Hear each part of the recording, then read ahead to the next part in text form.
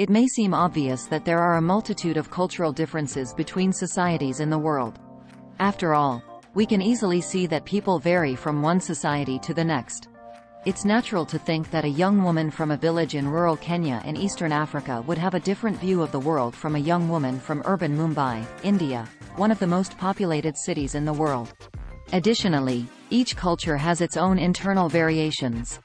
Sometimes the differences between cultures are not as large as the differences within cultures.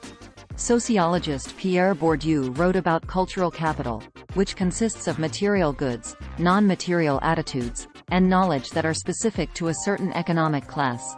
Bourdieu grouped cultural capital into three categories: embodied, a regional dialect; objectified, possessions; and institutionalized, academic credentials. In the US, some group culture into three categories as well: high, low, and pop, for popular. High, low, and popular culture. Can you identify the chief financial officer of three major corporations? How about the name of the server at three local hangouts? How many books do you own? How many social media sites do you visit? Is your family listed on the Social Register copyright? Have you ever heard of the Social Register copyright? In each pair, one type of knowledge is considered high culture and the other low culture. This could be considered stereotyping by economic class rather than by race or gender, but sociologists use the term high culture to describe the pattern of cultural experiences and attitudes that exist in the highest or elite class segments of a society. People often associate high culture with intellectualism, political power, and prestige. In America, high culture also tends to be associated with wealth. Events considered high culture can be expensive, formal, and exclusive. Attending a ballet, seeing a play, listening to a live symphony performance, or attending a prestigious university. Similarly, low culture is associated with the pattern of cultural experiences and attitudes that exist in the lowest class segments of a society. The term popular culture refers to the pattern of cultural experiences and attitudes that exist in mainstream society. Popular culture events might include a parade, a baseball game, or the season finale of a television show. Music, anime, and cosplay are pieces of popular culture. Popular culture is accessible by most and is expressed and spread via commercial and social media outlets such as radio, television, movies, the music industry, publishers, and corporate-run websites. You can share a discussion of favorite football teams with a new coworker or comment on a reality show when making small talk in line at the grocery store. But if you tried to launch into a deep discussion on the classical Greek play Antigone, few members of U.S. society today would be familiar with it. Although high culture may be considered by some as superior to popular culture, the lines between high culture and popular culture vary over time and place. Shakespearean plays, considered to be popular culture when they were written, are now part of our society's high culture. 500 years from now, will our descendants consider Dancing with the Stars as fine performance art? Subculture and counterculture. Figure 3.8 cosplayers are a distinct subculture, a smaller cultural group within the larger culture, in the United States. And within the larger subculture are subgroups, such as this one emulating DC Comics characters. Credit: Pat Loika. A subculture is just what it sounds like, a smaller cultural group within a larger culture. People of a subculture are part of the larger culture but also share a specific identity within a smaller group.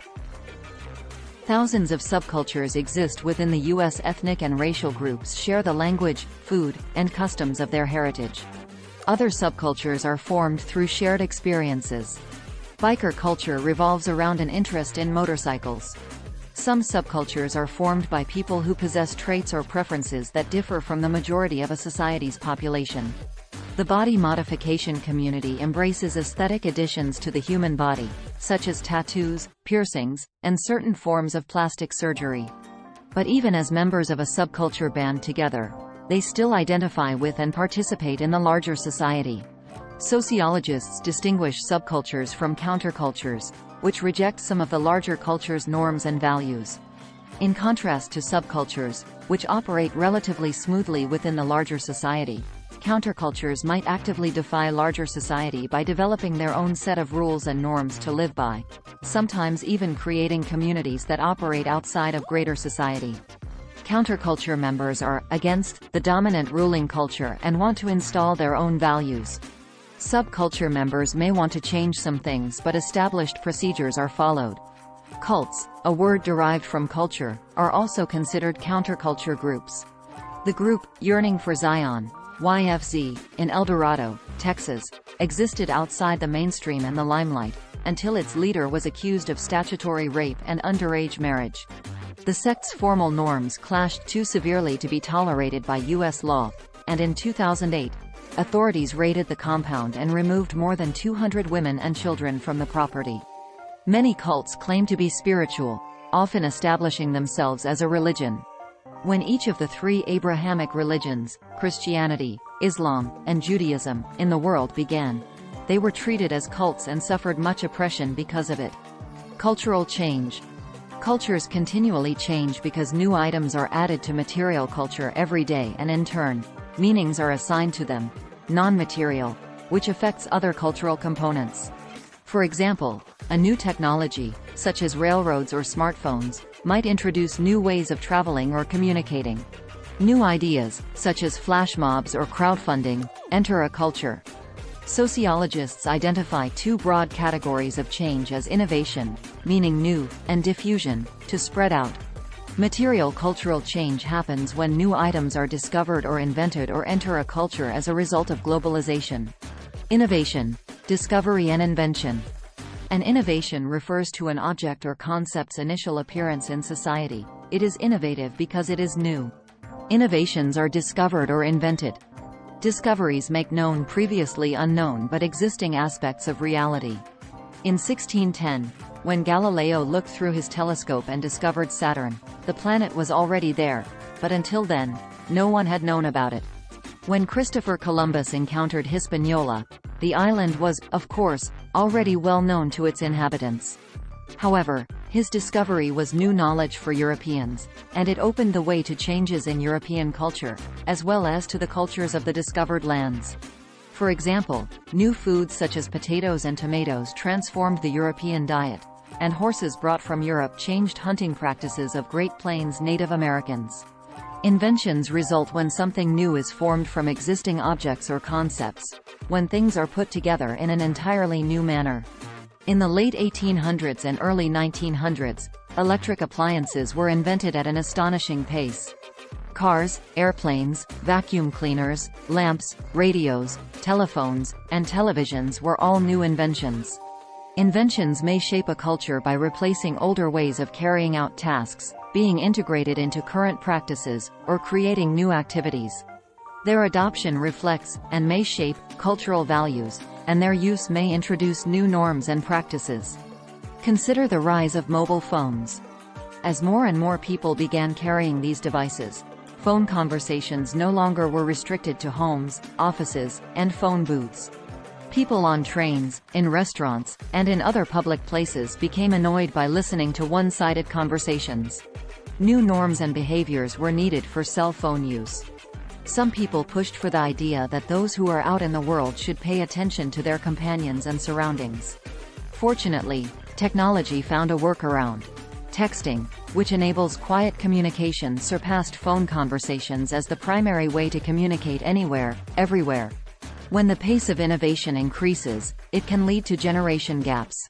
Technological gadgets that catch on quickly with one generation are sometimes dismissed by an older generation that is skeptical or struggles to adopt them. The older generation might tune into a musician performing on public television while the younger generation prefers a live stream. A culture's objects and ideas can cause not just generational but cultural gaps. Material culture tends to diffuse more quickly than non-material culture. Technology can spread through society in a matter of months, but it can take generations for the ideas and beliefs of society to change, including methods for researching or learning information, e.g., library versus internet search. Figure 3.9 Technology Adoption Lifecycle. Sociologist Everett Rogers, 1962, developed a model of the diffusion of innovations. As consumers gradually adopt a new innovation, the item grows toward 100% usage, or complete saturation within a society. This graph is frequently used in business, sales, technology, and cultural innovations. It can be used to describe how quickly different groups adopt or begin using a new technology or a new slang word. But note, it is just a framework. Not every innovation follows this exact pattern, but it provides a good foundation for discussion and prediction. Graph attribution. Copyright Rice University, OpenStax, under CC by 4.0 license. Coined by sociologist William F. Ogburn, 1957.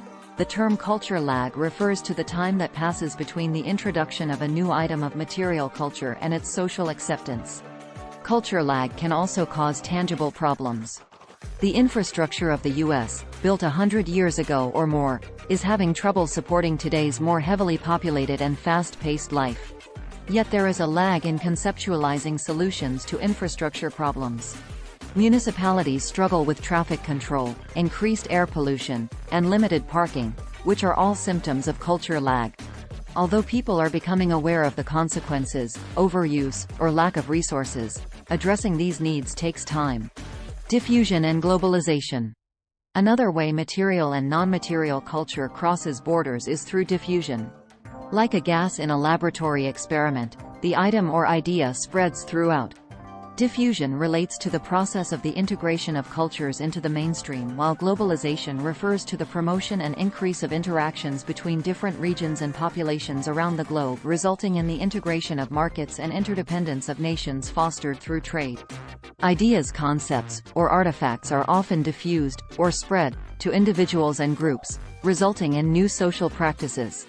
People might develop a new appreciation of Thai noodles or Italian gelato, ice cream.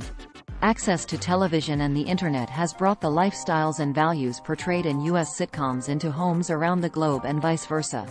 Twitter feeds from public demonstrations in one nation have encouraged political protesters in other countries. When this kind of diffusion occurs, ideas from one culture are introduced into another, often before the associated material objects. The graph above displays when diffusion typically occurs, essentially driving an innovation to spread beyond its earliest adopters to the wider majority of people.